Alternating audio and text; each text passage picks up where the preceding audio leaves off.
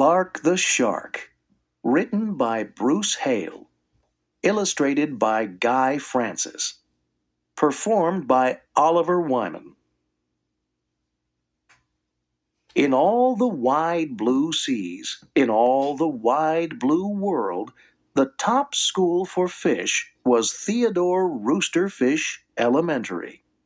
And of all the fish at Theodore Roosterfish, the biggest and the strongest was Clark the Shark. Clark loved school, and he loved his teacher, Mrs. Inkydink. He loved to play upsy-downsy and spin-em-a-jig with his friends. Clark loved his life. "School is awesome!" shouted Clark the Shark. "Less shouting, more reading," said Mrs. Inkydink. "Lunchtime is sweet!" yelled Clark the Shark. "Munch your own lunch," said his best friend, Joey Mackerel. "Recess rocks!" bellowed Clark the Shark. "You are playing rough, Clark," cried the other kids. Yes, Clark loved his life with all of his sharky heart, but he loved everything way too much. He was too loud. He was too wild. He was just too much shark for the other fish to handle. After a while, no one would play with Clark. No one ate lunch with him. No one sat with him at circle time. Even his best friend, Joey Mackerel, said, "Cool your jets, Clark. You're making me crazy." One day, Clark asked Mrs. Inkydink, "What's wrong with everyone?" Mrs. Inkydink patted his fin. "Clark, sometimes you play too hard, you munch too hard, and, gosh, you even help too hard." "But life is so exciting," said Clark. "There's a time and a place for everything," said Mrs. Inkydink, "and sometimes the rule is stay cool." At recess, Clark tried to stay cool, but he pushed the swing with too much zing. "Sorry," said Clark. "I forgot." "Yikes!" cried Joey Mackerel. At lunch, Clark tried to stay cool, but everything smelled so good that he munched a bunch of lunches. "Sorry," said Clark. "I forgot." "We're starving," said his friends. In class, Clark tried to stay cool, but a good book got him all shook up. "Now, Clark," said Mrs. Inkydink, "this isn't the time or the place. Tell me, what's the rule?" "Stay cool," said Clark. "Hey, that rhymes," he cried. Then Clark got a big idea in his sharky head. "Maybe if I make a rhyme, I'll remember every time," he thought. The next day, he put his plan to work. In class, when lessons got exciting, Clark wanted to bounce up out of his seat. Instead, he told himself, "When teacher's talking, don't go walking." And what do you know? It worked. "Attaboy, Clark," said Mrs. Inkydink. Clark smiled.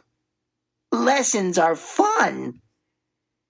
At lunch, everything smelled so yummy. When Clark wanted to eat and never stop, he told himself, "Only munch your own lunch." And it worked again. "Way to go, Clark," said his friends. Clark grinned. "Lunch is fun."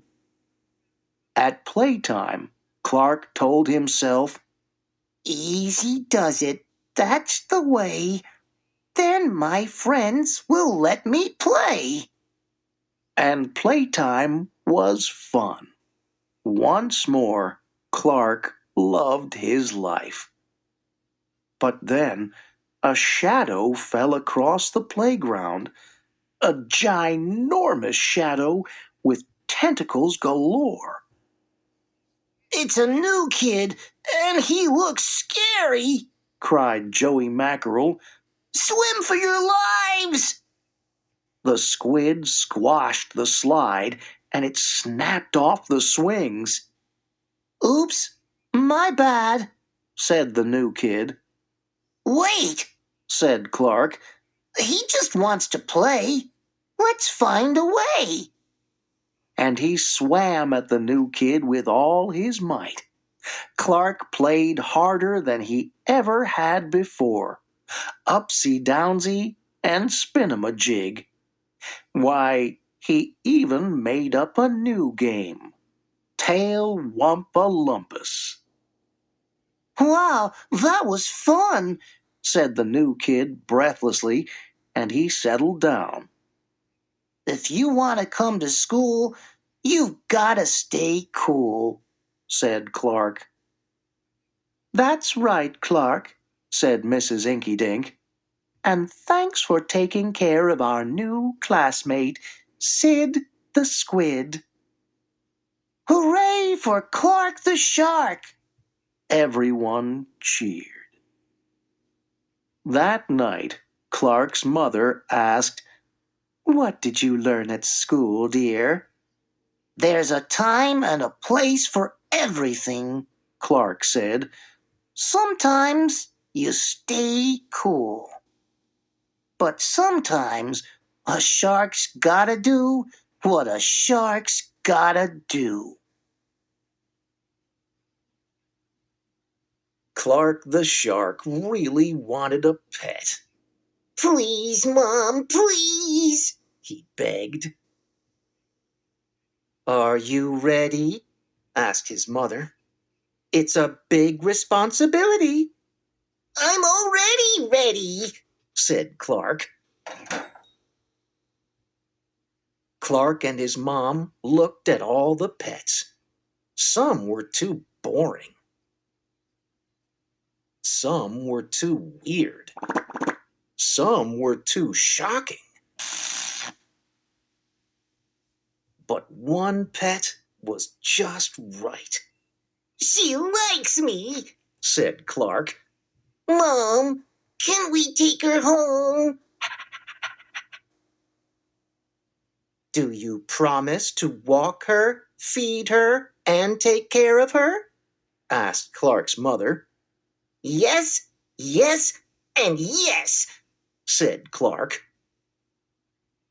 Clark and his mother took the dogfish home. I'll call you Lulu, said Clark. Clark gave Lulu some treats, taught her some tricks, and played fetch with her. Best pet ever, cried Clark. Joey Mackerel came over to play. Be good, boys, said Clark's mom. We'll be back soon. Cool pet, said Joey. Dogfish rock, said Clark. Later, Joey said, I want to go play on the playground. Me too, said Clark. He forgot all about walking Lulu. Left alone in the house with too much energy, Lulu did what lonely pets do.